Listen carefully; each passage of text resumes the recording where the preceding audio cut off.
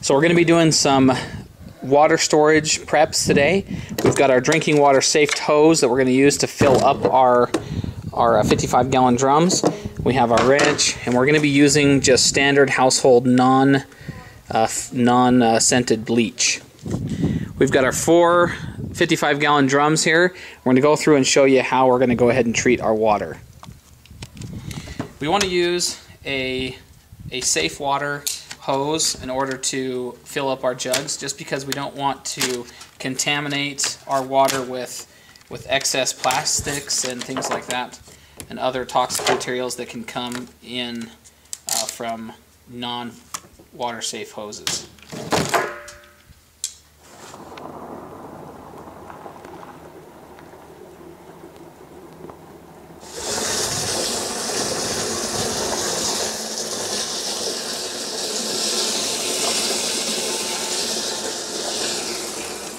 Alright guys, so this is roughly the formula that we're going off of for our water treatment. If it's clean, clear water, you can use 1/8 of a cup per 55-gallon. And this is of your non-scented bleach. Okay, so this is just household bleach, non-scented, okay? You're going to be using 1/8 of a cup per 55 gallons, 6 teaspoons per 55 gallons. So 1/8 of a cup equals 6 teaspoons. Or you can do 1/2 teaspoon per 5 gallons. So our 5-gallon jugs, we're going to be using 1/2 teaspoon on those, because this is clean, clear, pretty much tap water. Now for murky water that you get from like a stagnant pond or someplace else, you're going to want to treat that with double the amount of bleach. Ensure that you get clean, microorganism free water.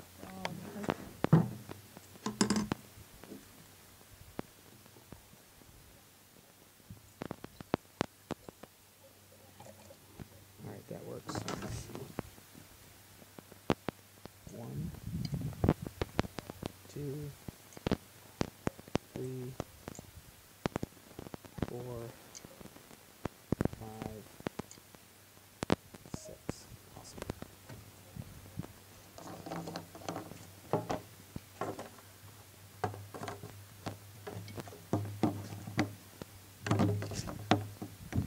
You can pull out a little bit so you get us both doing it.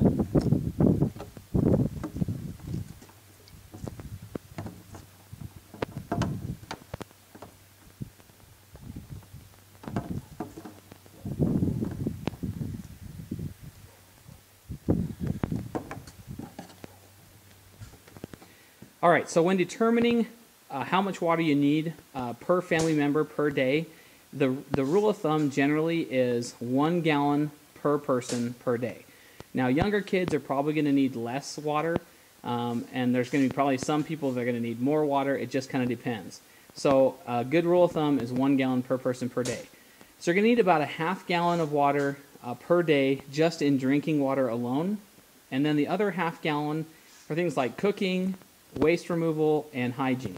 Those things are things you need to consider as well when it comes to water use.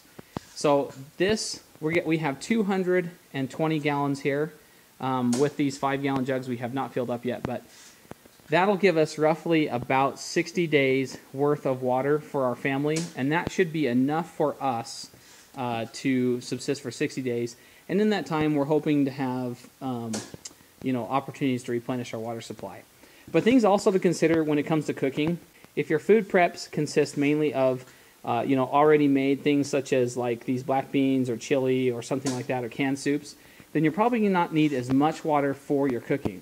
But if you have a lot of freeze-dried foods, such as this Ready Cuisine stuff from Augustusson Farms, you're going to need more water to rehydrate your food than you would otherwise. So it's really important to consider what type of food storage you have before you plan out your water storage. We kind of have some of both, and so that's what we're taking in consideration when we're determining how much we need for our water.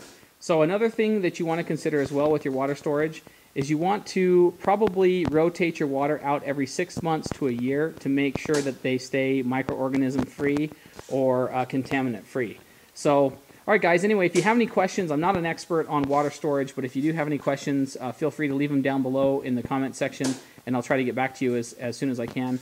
And also, you'll probably find somebody else in the comments that have a little bit more knowledge about this subject, so they might be able to answer that question for you as well. So So if you guys like this video, feel free to hit the like button down below, and don't forget to share it with your friends. It does help the video out, and it does help our channel grow, and I really appreciate it.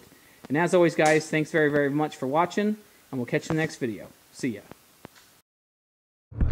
Anyway, so I'll just show you what I've got on me. My primary is the Glock 19 Flat Dark Earth. That's the Gen 4. In the Glock is the 124 grain Spear Gold Dot, and that's riding in the Galco King Tuck holster, this hybrid holster.